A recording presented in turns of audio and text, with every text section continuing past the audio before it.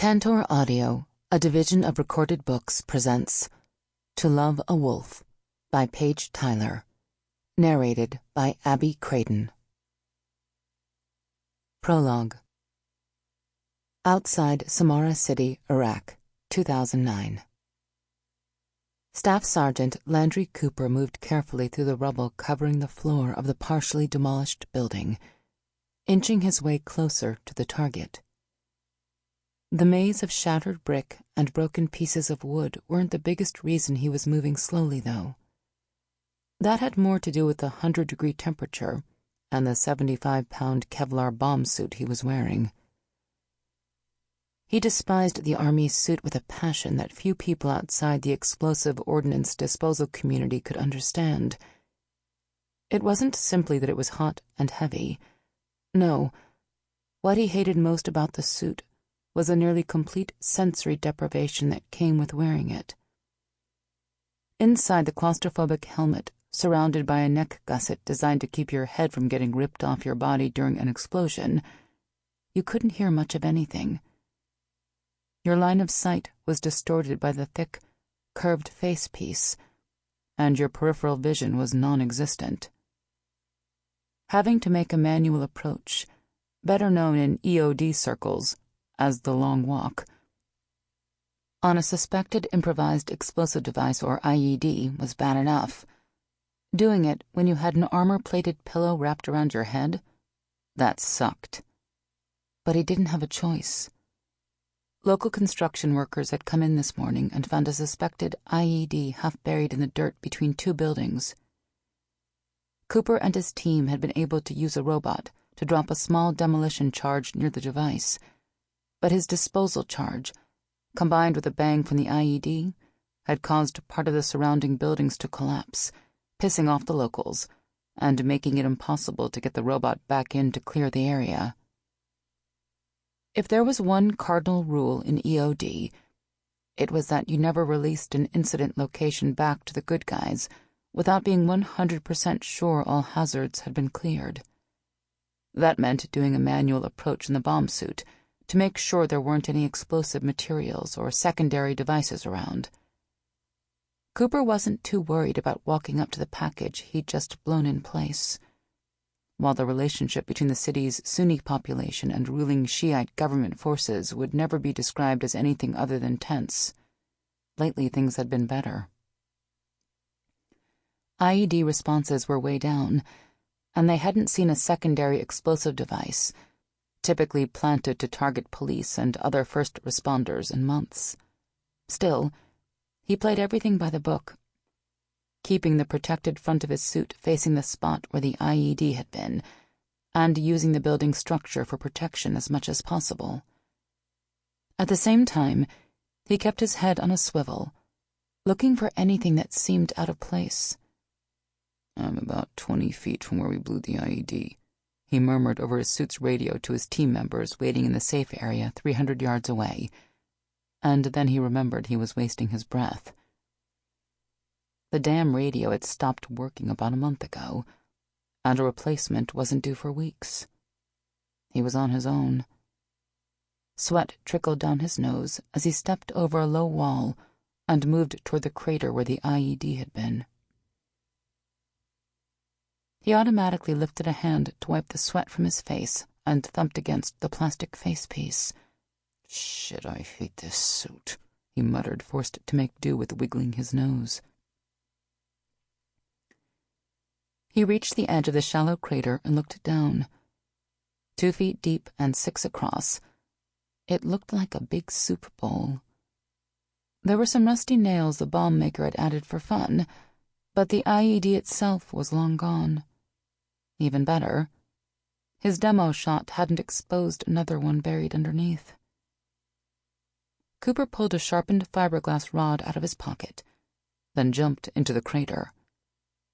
If there was anything here, the blast from the disposal shot would have uncovered it, but it didn't hurt to check. Unfortunately, the heavy spine protector in the suit that helped keep an EOD tech's back from being crushed or blown backward against something hard meant he had to squat down like a sumo wrestler to stick the probe into the dirt. He ignored the sweat and aggravation and made it work. He'd moved almost all the way around the shot hole and was about to climb out to walk around the rest of the area when his probe hit something hard. He tensed, but then relaxed. He was still here, so it couldn't be that bad. Dropping to one knee, he used his hand to slowly uncover what he'd found. When a horizontal, cylindrical pipe took shape, he assumed it was a water or sewer line. They weren't exactly common in structures as old as this one, but it could have been placed here to supply another building nearby. As he uncovered it, the pipe began to get smaller on one end. His gut clenched as realization dawned on him. He brushed off more dirt, revealing the nose of the 155mm artillery round, as well as a metal electrical conduit extending out of it and running underground. Fuck. Cooper pushed himself to his feet and backpedaled toward the edge of the crater as fast as he could. An artillery round didn't usually have a conduit sticking out the end. This one had been booby-trapped, so the bomber could set it off manually whenever he wanted. The conduit was there so the IED wouldn't cut the line if an EOD tech like him destroyed it. And with the conduit there, Cooper couldn't cut the line either. This device was an EOD killer put there because somebody knew a bomb tech would come down and look around before turning the site over to the local police. His mind raced. A projectile this size carried 15 pounds of high explosive. When it went off, even a bomb suit as good as the one he had on was unlikely to stop all the frag that came off it. He reached the top of the crater and backed away as fast as he could. He would have been able to run faster if he turned around, but the weakest part of a bomb suit was the rear. If this thing went off when his back was to it, he'd have no chance. Time slowed as 1,000 thoughts zipped through his head. How he seriously didn't want to die. How maybe the bomber on the other end of that firing line might have needed to go take a piss, and the 155 wouldn't go off. How his parents and brothers were going to be crushed when they found out. How he should have gone to the prom with that cute girl in his math class back in high school. How one of the junior members on his team was going to be forced to step up and take over his job. How the new unit lieutenant was going to have to write a condolence letter on his first fucking day on the job. Cooper pushed those thoughts away, yanking his hands inside the arms of the suit to keep them from getting ripped off in the blast as he focused his attention on moving backward as fast as he could. Just get 20 feet away, then you might have a chance. He didn't make it 10. The blast threw him backward before his head even registered the flash of the projectile exploding. Luckily, he was so close that the wave took out the brick wall behind him before he could smash into it. But that luck ran out, and he slammed into the one behind it. He felt a sharp stab in his back. Then nothing from the middle of his chest down. The suit's spine support had broken, and so had his back. He hit the ground hard, tumbling like a kid's toy until he came to a sudden stop against a pile of bricks. He felt pain, lots of it, at least from the chest up. He wasn't sure how he was able to, but he lifted his head enough to look down and saw long, jagged fragments from the 155 sticking out of him like he was a damn pincushion. Cooper let his head drop to the ground and swore long and hard. He was so fucked. A detached part of his mind noticed that pieces of the building were burning around him. That was interesting, considering how little flammable material was in the area. The flames weren't too bad, but the smoke would probably choke him to death sooner or later. Not that he was likely to live long enough for that to happen. The frag had penetrated the bomb suit. He'd bleed out fast enough. He'd just be too numb to feel it. Then someone was at his side, roughly prying up his face, telling him to hold on. That's when he realized his ears weren't working right. He could barely hear the person speaking, No shock there. The blast had blown out his eardrums. He opened his eyes, expecting to see one of his junior teammates, and was shocked when he saw that it was Jim Wainwright, a fellow senior team leader and the best friend he'd ever had. Cooper hadn't even known another team had arrived. "Get the hell out of here," Cooper shouted, or at least he tried to. The words came out as nothing but a gurgling whisper. "Jim, you know this is stupid. There could be another device down here." Jim didn't answer, but simply shoved his arms under the bomb suit, as if he thought he could pick up Cooper and carry him out of here. He didn't bother to tell his friend how stupid that was. Besides all the frag sticking out of his body, making the task of picking him up akin to hugging a porcupine, Cooper and the bomb suit he wore weighed nearly 300 pounds combined. There was no way in hell Jim could pick him up. "Go," he ordered again. "You know I'm done anyway." Jim ignored him, tears running down his face. He tried grabbing the heavy-duty rescue strap at the suit's shoulder and dragged him across the rubble. "Shit," Cooper wailed in agony, white-hot fire shooting through his neck and shoulders. "Just fucking leave me alone and let me die." Jim disregarded that request, too, grunting like a crazy man as he dragged Cooper over, around, and through the obstacles that separated them from the dilapidated building's exit. Cooper was stunned his friend could actually move him at all. He'd heard of soldiers doing some insane shit in battle to save a buddy, but this had to be the craziest. Too bad he was already a goner. Cooper only hoped Jim would get a medal out of it. Then at least one good thing would come out of this day. Cooper didn't get much time to think about what the award write-up would sound like because the pain climbing up his neck like a wave of water drowned him until everything went black. Chapter 1. Dallas, present day. It must be payday. Either that, or God hated him. As Cooper strode across the bank's lobby and got in line behind the 20 people already there, he wasn't sure which. He'd been so exhausted after work he hadn't even bothered to shower and change into civvies at the SWAT compound like he usually did. Instead, he'd come straight to the bank in his combat boots, dark blue military cargo pants, and a matching t-shirt with the Dallas PD emblem and the word SWAT on the left side of the chest. He'd cleaned off the worst of the day's dirt, but he still felt grimy as hell. He couldn't wait to get home and throw everything in the wash so he could grab something to eat and fall into bed. He bit back a growl as the man at the front of the line plunked down a cardboard box full of rolled coins on the counter and started lining the different denominations in front of the teller. "You've got to be kidding me," Cooper muttered. A tall, slender woman with long, golden-brown hair gave him a quick, understanding smile over her shoulder. He smiled back, but she'd already turned around. He waited, hoping she'd glance his way again, but she didn't. Giving it up, Cooper glanced at the other line, wondering if he should jump over there. Definitely not. It was even longer.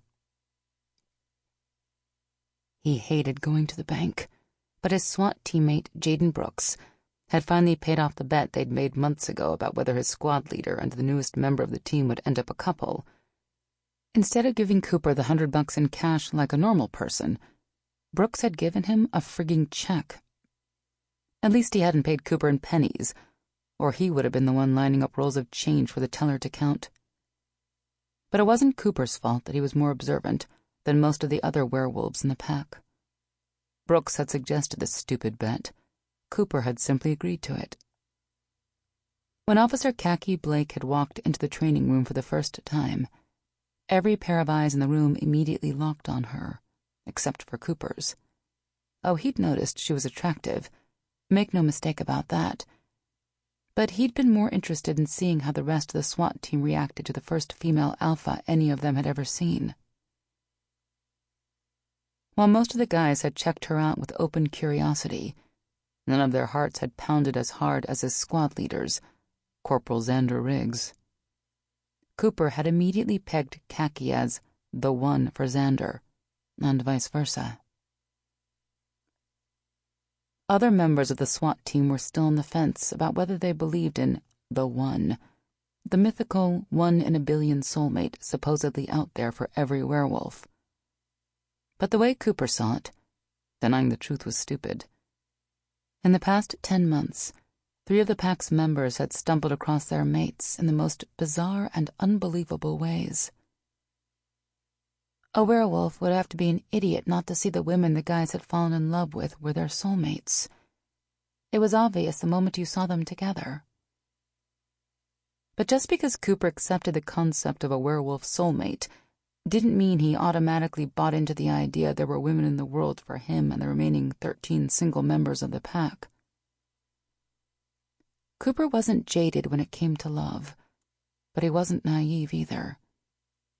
He'd been around the world enough times to know that not all stories had happy endings. The jerk cashing in his lifetime supply of pocket change finally walked away from the counter, grumbling under his breath about the teller miscounting his nickels and dimes. Cooper leaned out and counted the number of people ahead of him and reconsidered whether it was worth his time to wait.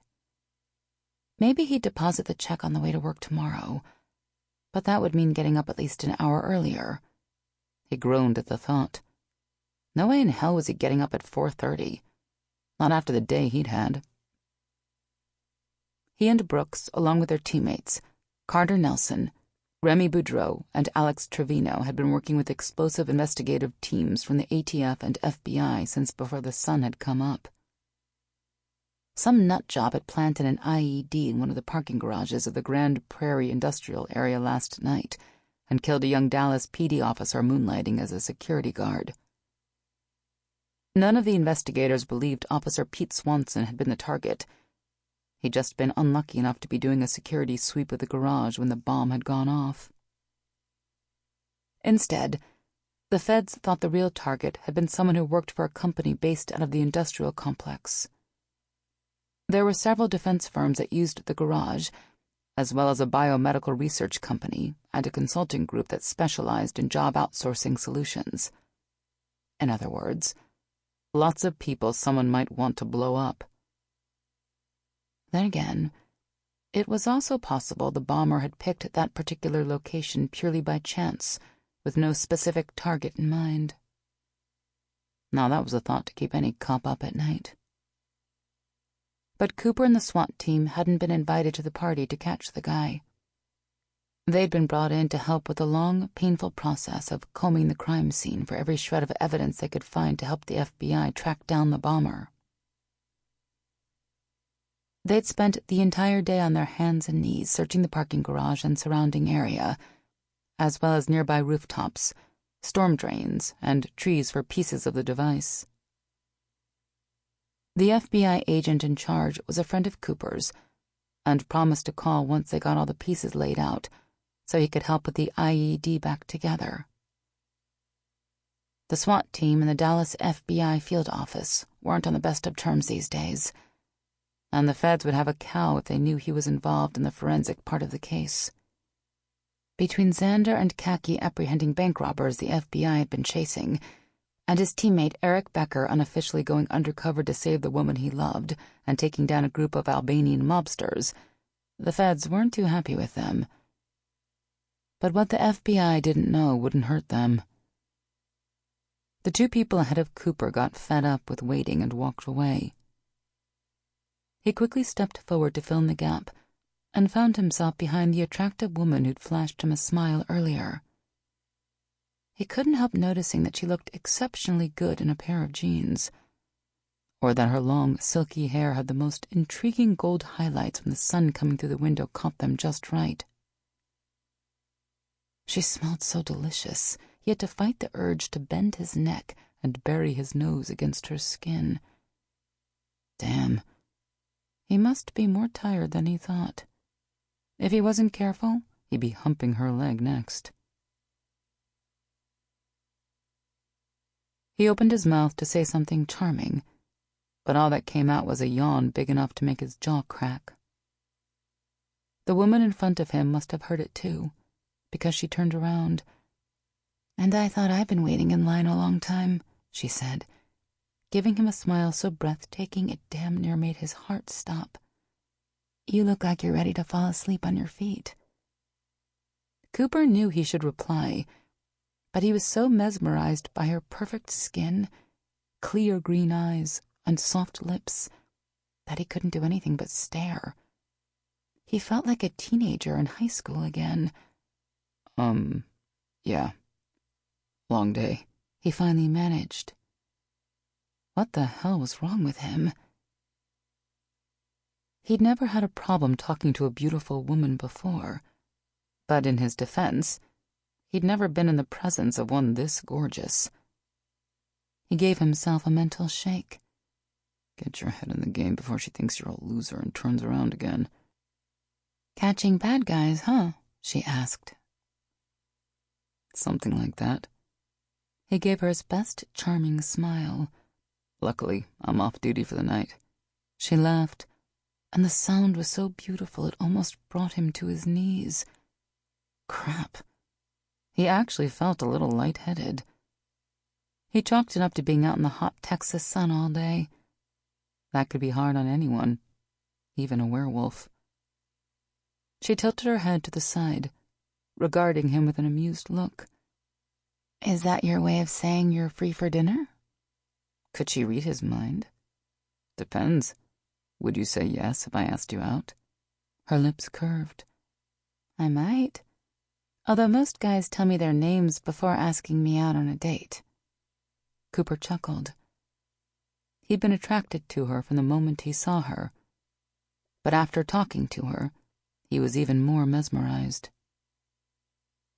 He'd always appreciated a woman who was confident enough to hold up her end of a verbal sparring match, and she seemed more than capable. He held out his hand. "Landry Cooper, at your service. Now that you know my name, how about dinner?" He might have imagined it, but when she slipped her smaller hand into his much larger one, he could have sworn he felt a tingle pass between them. And it wasn't because of static electricity. "I'm Everly Danu," she said, "and dinner sounds great."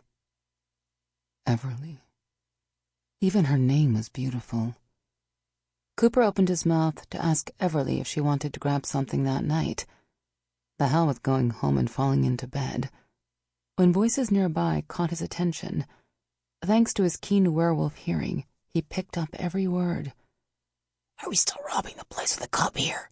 a male voice whispered. "We're in too deep to back out now," another deep voice said softly. "We were going to kill the guard anyway. Just make sure to take out the cop fast." Cooper snapped his head around, trying to figure out who'd said that. He scanned the crowded bank, looking for anyone who stood out, and immediately zeroed in on a man over by the entrance. Average height with light brown hair, the guy was wearing mirrored sunglasses and a black windbreaker. On his own, the man wasn't that remarkable, but the small radio receiver in his ear sure as hell was. It wasn't hard to miss the telltale bulge under the man's left arm, or the way he kept glancing at Cooper while keeping an eye on the door. Cooper swept the bank lobby with his gaze, looking for the man's accomplice. He found him sitting by the manager's desk, pretending to wait for the woman to come back. Thanks to the identical sunglasses and the same black windbreaker the guy was wearing, he was easy to spot. Cooper quickly ID'd two other men, one positioned a few feet away from the bank's security guard, the other near the big row of windows that looked out onto the main road. This one had a soft-sided computer bag big enough to hold several pistols, or a small submachine gun hanging from his shoulder. Both were wearing sunglasses and windbreakers. The guy by the door checked his watch, then nodded at his friend by the security guard. Cooper tensed. Shit. These assholes were really going to hit the bank with an armed cop standing right in the middle. Were they suicidal or just plain stupid? Cooper's hand dropped to the SIG-40 on his belt. "Landry?" Everly asked, her voice trembling a little. Is something wrong? He didn't want to take his eyes off the four guys, but Everly's growing fear was so strong he could practically taste it on the air. Finding it impossible to ignore, he tore his gaze from the men and turned back to Everly. I don't want to alarm you, but the bank is about to be robbed, he said softly. I need you to stay calm, okay? Everly had been ready to thank her lucky star she picked today to come to the bank. It wasn't every day she met a man as attractive and intriguing as Landry Cooper, emphasis on the attractive part. 6'4", broad-shouldered, heavily muscled and gorgeous as hell. He looked like he should have been on the cover of a romance novel. His strong, scruff-roughened jaw and sexy lips were enough to almost make her start panting, but throw in that dazzling smile and sugary brown eyes, and she was nearly ready to jump him right there in the bank lobby. Everly wasn't normally attracted to alpha males, especially not cops. She was an artist by trade and by nature, and she'd never been into the overtly male types. Until now. When he'd asked her out, the thrill that rushed through her had been undeniable and a little overwhelming. She'd never been the head-over-heels kind of girl. But then everything had gone weird. First, Landry's eyes had lost focus as he turned his head this way and that to look around the lobby in the middle of their conversation. When his gaze went sharp again, it was because he seemed to be sizing up the people around them. That was when she started getting a tingling sensation in her stomach that something was wrong. Then his hand slid down to the pistol on his belt, and Everly had really freaked. When Landry told her the bank was about to be robbed, she prayed he was joking, but one look at his face told her he wasn't. She didn't have a clue how he knew what was about to happen, but she found herself believing him with a blind faith she couldn't explain. Before she could ask what he was going to do, a man in a windbreaker by the door pulled out a handgun and fired shots into the air, shouting at everyone to get down on the floor. A split second later, men with guns barked orders and shoved people to the ground. Everly knew the smart thing would be to obey, but instead she stepped closer to Landry. She peeked around his shoulder as another shot rang out. She bit back a scream as the security guard collapsed, blood pooling around him. As the man who shot the guard ran toward the counter, 3 other robbers converged on Landry, aiming their weapons at him. Crap. Maybe latching onto a cop hadn't been the wisest thing to do. Everly held her breath, waiting for Landry to surrender. But instead, he pulled his gun and charged the men. The bad guys tried to get a shot at Landry, but the panicked crowd made that all but impossible as people scrambled to their feet and stampeded toward the exit.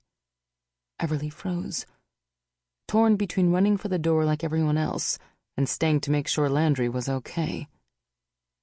The robbers angrily fought their way through the mob, shoving some people and pistol-whipping others as they tried to get to Landry. As for Landry, he strode into the sea of insanity as if he didn't even notice it. While everyone else was losing their minds, the robbers included, Landry moved with complete calm. When he finally got a clear shot, he lifted his gun and put a bullet in the center of the first gunman's chest, then did the same to the one behind him. The third robber grabbed a teenage girl and tried to shield himself behind her. Landry darted forward before the girl could even scream, reaching around her and ripping the small machine gun out of the man's hand, then tossing him aside like he was a toy. Everly's eyes widened as the robber flew through the air and crashed through the bank's big front window, sending glass everywhere. Everly stared in disbelief. Landry was obviously strong, but there was no way even a man his size should be able to throw another adult male that far. The people the robbers had knocked to the floor in the melee scrambled to their feet and raced for the exit, along with a terrified teenage girl. Everly knew she should run too, but her feet refused to obey. Instead, they stayed stubbornly rooted to the floor, as if expecting Landry to come back and get her. Landry? Where was he?